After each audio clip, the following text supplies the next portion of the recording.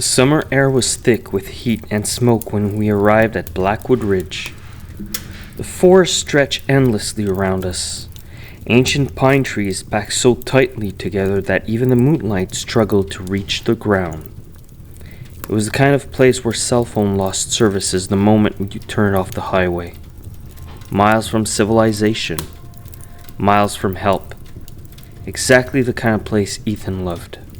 There's no way we're getting murdered out here, Marcus joked as he unloaded the cooler from the truck. Those are famous last word, Jenna laughed. I remember laughing too. That's the part that haunts me the most. There were 6 of us. Ethan, Marcus, Jenna, Brooke, Tyler, and me. We'd all been friends since high school, and this camping trip was supposed to be one of final escapes before adulthood buried us in jobs, bills, and responsibilities.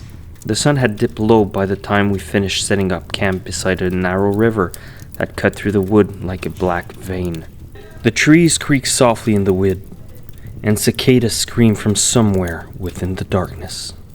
By midnight, we sat around the fire drinking beer while sparks floated upward into the enormous full moon overhead. Tyler leaned closer to the flames.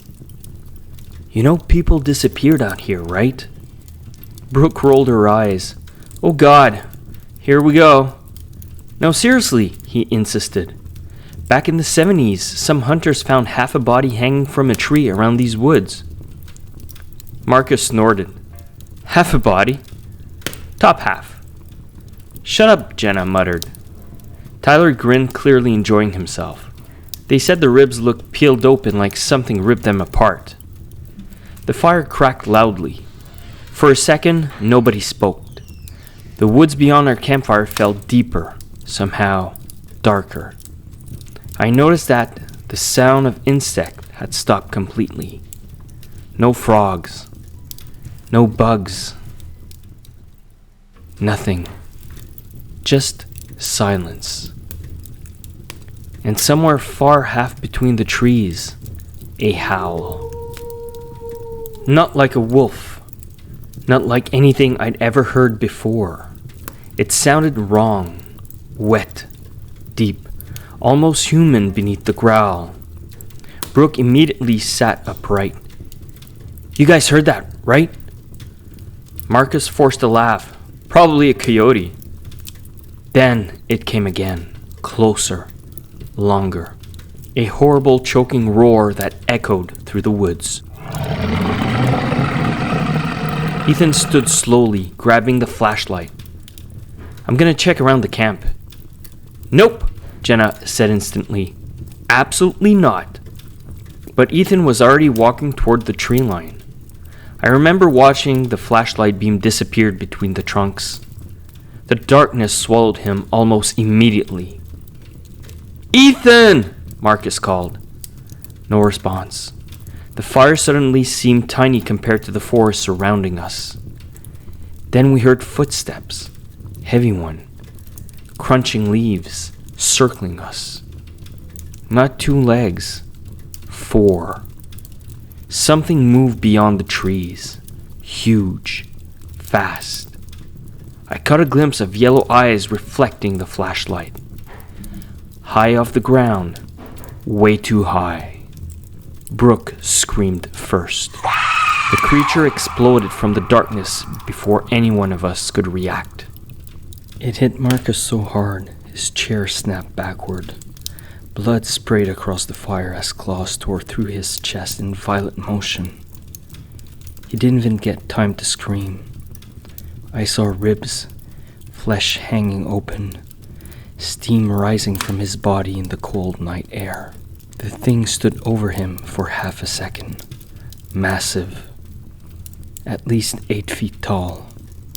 His body looked twisted between man and wolf, covered in matted black fur soaked with blood. Its arms were too long. Its jaw hung open unnaturally wide. Strings of saliva dripped between teeth the size of knives. And his eyes... God, its eyes looked human. Then chaos erupted. Tyler grabbed Brooke and ran towards the river while Jenna screamed Ethan's name over and over. The creature lunged again, tackling Brooke into the dirt. Her screams became wet, gargling noise as claws opened her stomach. I ran, pure instinct. Branches whipped my face as I sprinted blindly through the woods.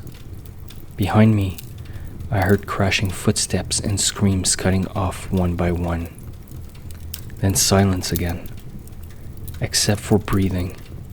Not mine. Something enormous was chasing me.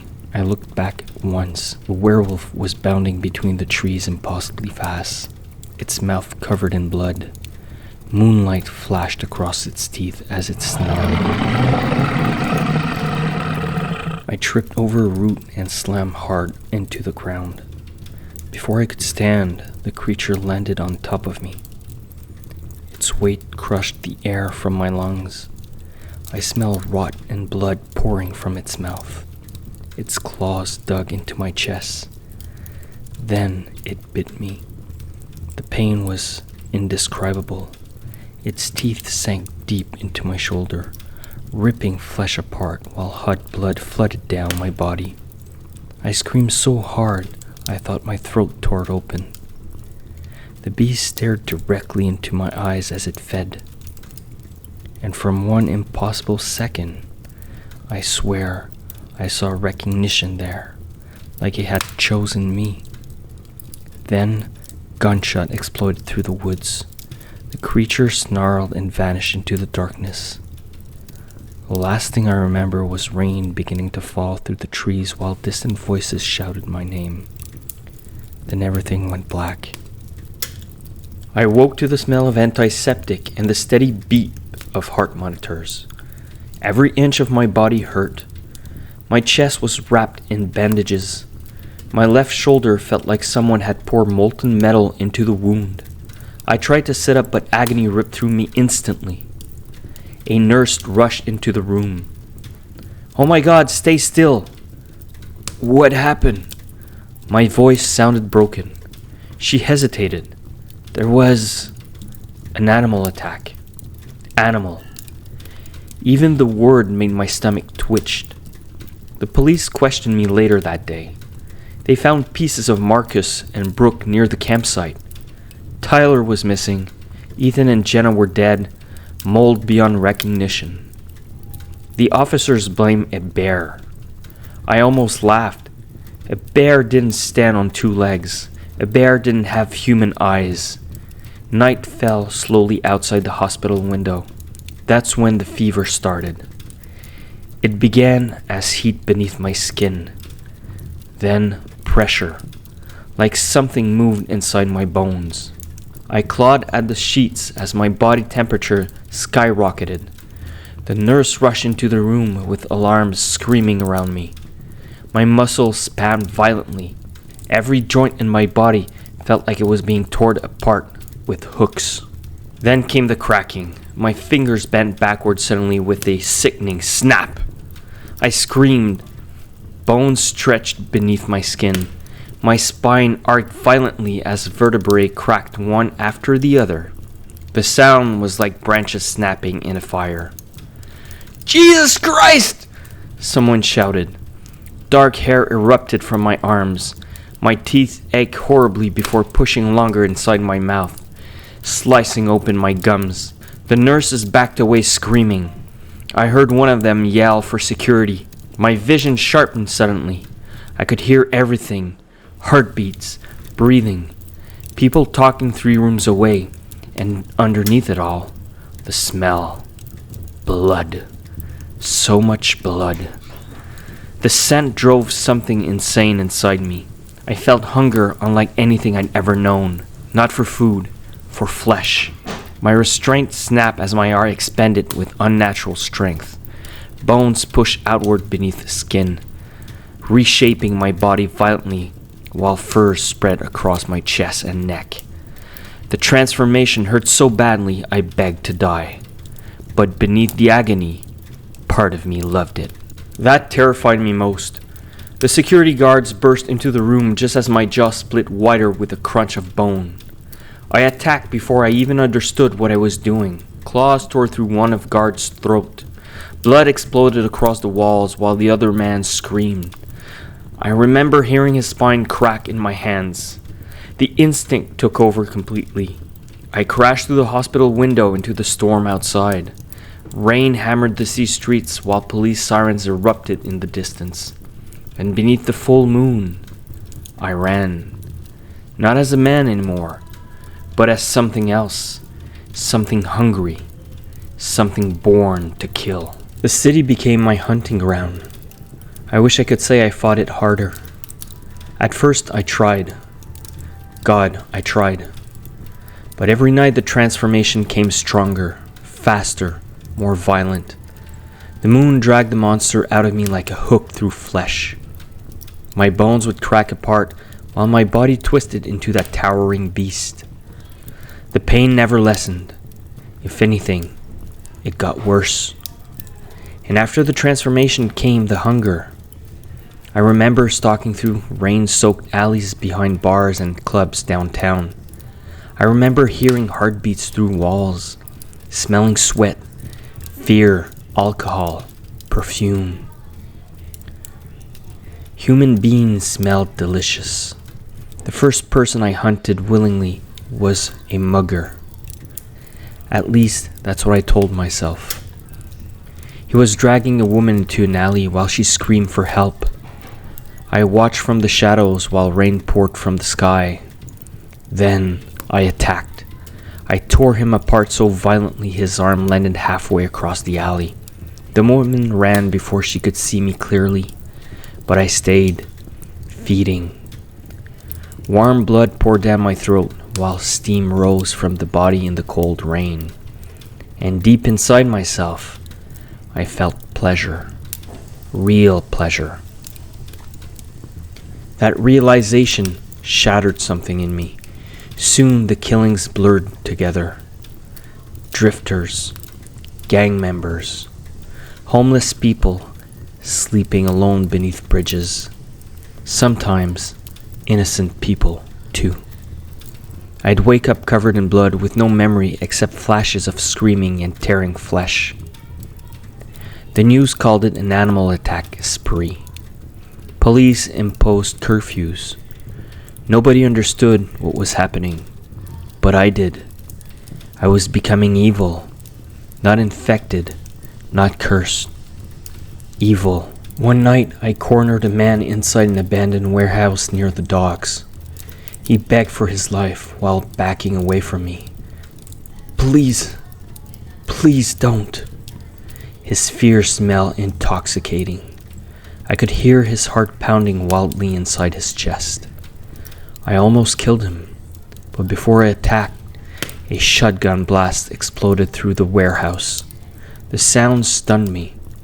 A second shot tore through my shoulder, sending me crashing into steel gates. An old man stepped from the shadows carrying silver shells. "You still have human eyes," he growled. "That means you ain't gone yet." I fled before he could fire again, but his words followed me through the darkness. Not gone yet. That man led me to Walter Greaves, a paranormal expert living above an occult bookstore hidden between abandoned buildings downtown. Walter listened silently while I explained everything. When I finished, he looked genuinely afraid. "You were bitten by an alpha," he whispered. "What does that mean?" "It means eventually there'll be nothing human left." I felt sick. "How do I stop it?" Walter hesitated. "Kill the one who infected you." "And if I don't?" He stared directly into my eyes. "Then one day, you'll stop regretting the murders." That scared me more than death ever could. Walter gave me a location deep within Blackwood Ridge. There's an old hunter living out there named Elias. If anyone can help you kill the Alpha, it's him. 3 nights later, beneath another rising full moon, I returned to the forest where the nightmare began, and the woods remembered me. Rain poured endlessly as I hiked deeper into Blackwood Ridge.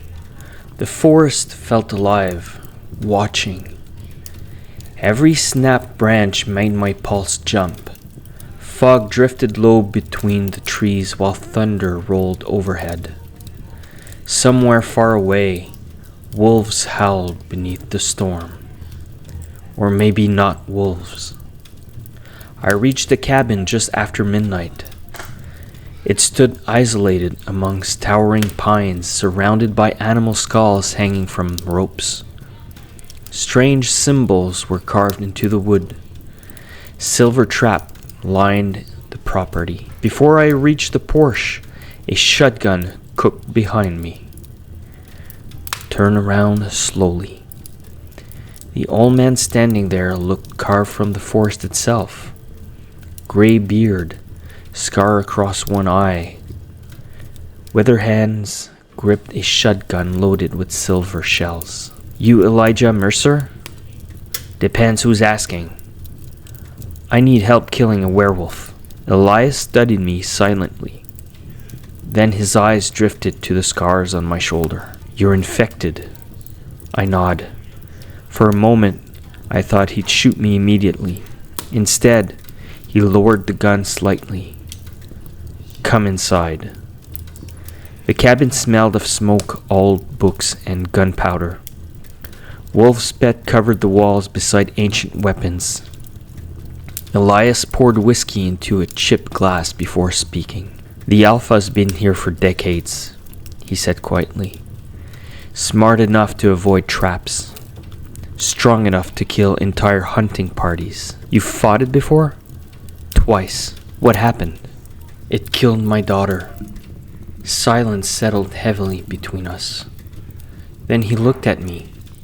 If we fail tomorrow night, you won't survive the next transformation. I know. No, he said darkly. You don't.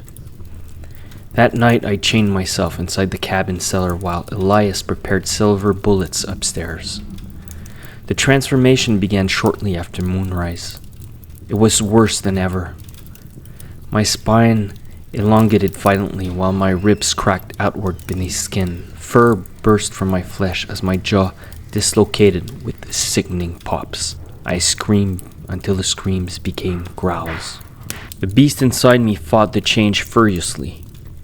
And through the haze of rage, I could smell Elias upstairs. Human, weak, prey. I wanted to tear him open. The realization nearly broke me. By sunrise, I was human again, naked and covered in blood where the chains had cut deep into my wrist.